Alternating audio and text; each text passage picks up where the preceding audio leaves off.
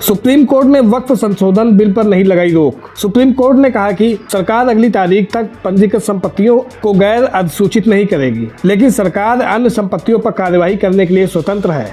केंद्र ने supreme court से कहा कि आप संसद द्वारा पारित कानून पर रोक नहीं लगा सकते, जिस पर सुप्रीम कोर्ट को होना पड़ा सहमत। स्टे नहीं किया है। जो भारत सरकार के सॉलिसिटर जनरल है, उन्होंने अपना स्टेटमेंट दिया है कि अगली तारीख तक न तो काउंसिल में न वक्फ बोर्ड में कोई अपॉइंटमेंट जो संशोधित कानून है उसके अनुसार किया जाएगा।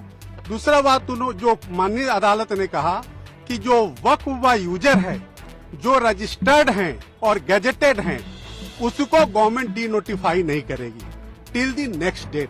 तो बड़ी इंपॉर्टेंट बात है कि जो रजिस्टर्ड एंड गैजेटेड हैं वही सिर्फ डी नोटिफाई नहीं होंगे, उसके अलावा संशोधन के हिसाब से सरकार कार्रवाई करने को स्वतंत्र है और जो संशोधित कानून है उस पर किसी भी तरह का अंतरिम आदेश नहीं है और अगली तारीख तक भारत सरकार को अपना जवाब और उनको जो भी डॉक्यूमेंट्स देने हैं वो देने होंगे और उसके बाद उनको रिज्वाइंडर का जो पिटीशन है उनको मौका दिया गया है।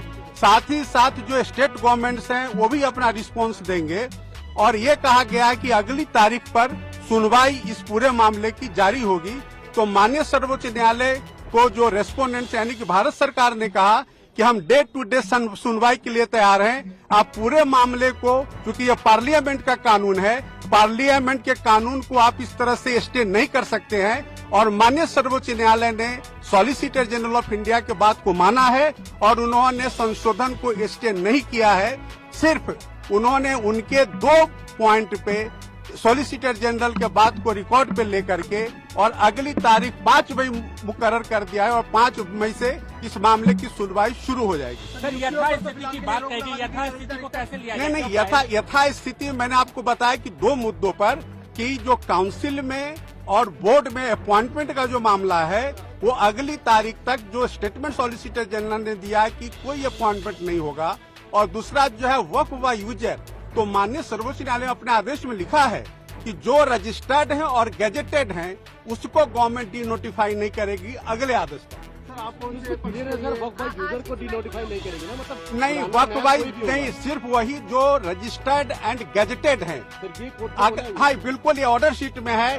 जो रजिस्टर्ड नहीं है, जो गैजेटेड नहीं है, उसको सरकार संशोधन कानून के हिसाब से डी नोटिफाई कर। पश्चिम बंगाल के वरिष्ठ भाजपा नेता दिलीप घोष को मारने के लिए जिहादी काबिलाई भीड़ ने घेर लिया। निजी बॉडीगार्ड का भी इन लोगों को डर नहीं है, क्योंकि वहाँ जिहादन की सरकार है। नतीजा, जिहादियों ने भी सुरक्षा कर्मियों से धक्का मुक्की की। हालात बिगड़ने के बाद सुरक्षा कर्मियों के द्वारा रिवॉल्वर तानने के बाद पीछे हटे जिहादी।